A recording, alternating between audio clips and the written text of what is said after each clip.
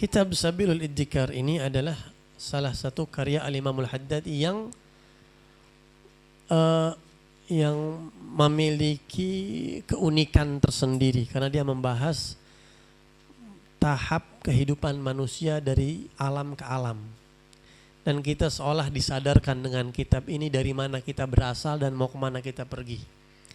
Karena orang kalau nggak tahu dari mana berasal, dia nggak bakal tahu mau pergi kemana. Orang-orang ateis yang mengatakan tidak ada Tuhan, dunia ini ada dengan sendirinya, kita ini ada sendiri, bukan karena pencipta, maka mereka nggak tahu tujuan hidup mau kemana, nggak tahu, nggak jelas tujuannya.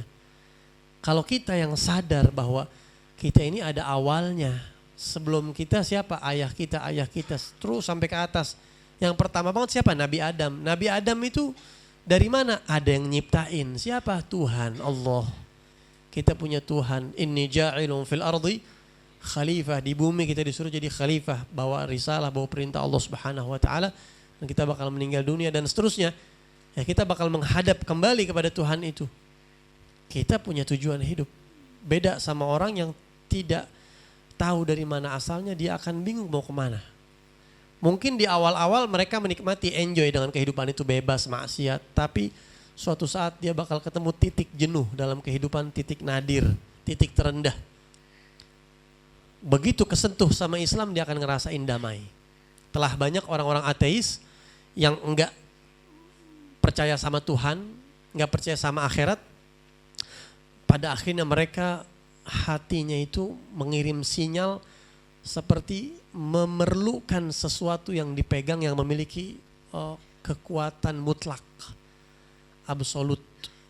Dialah Tuhan. Dan akhirnya begitu ada yang baca Quran, ada yang dengar azan, ada yang dan seterusnya, akhirnya banyak yang masuk Islam dan mereka merasakan kedamaian. Ente bayangin orang-orang yang dulunya ateis damai. Kalau sudah dengar Quran damai, kalau baca Quran damai, mereka di masjid damai. Dengan pakaian Islami damai. Yang aneh adalah kalau kita yang Islam dari lahir atau bahkan santri nggak ada rasa damai sama Islam, gimana tuh? Nggak pernah ngerasain damai sama Islam. Kalau yang namanya damai mana di pondok ya? Ada yang namanya damai. Tapi ente damai sama Islam, tentrem, adem, ente ngerasain lezat ketika ente nyebut nama Allah. Allah, Allah, Allah. Pernah gak itu ente rasain? Kalau nggak pernah, itu masalah besar buat ente.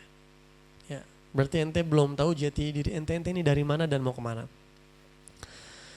Ada orang yang 80 tahun hidup, atau nggak usah 80 tahun, ente ada yang belasan tahun hidup nggak pernah mencicipi khusyuk, nggak pernah mencicipi khusyuknya zikir atau khusyuknya sholat. Pernah gak?